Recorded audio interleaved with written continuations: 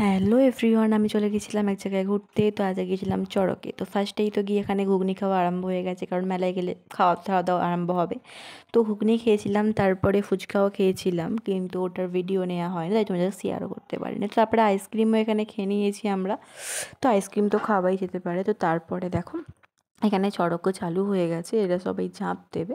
তো এটারই একটা ছোট্ট ক্লিপ তোমাদের সাথে শেয়ার করলাম। তো তারপরে মেয়েদের ইমোশনের জায়গা হারকালে, তো এর দেখুন চলে এলাম ভিডিও করতে, কারণ তোমাদের সঙ্গে শেয়ারও করতে হবে। তো তারপরে এখানটা ঘুরে নিয়ে আবার এখানে কানেরগুলো আমার খুবই পছন্দ হয়েছিল, আমি কটা কানের কিনেওছিলাম, তোমাদের সাথে শেয়ার করবো সেটা।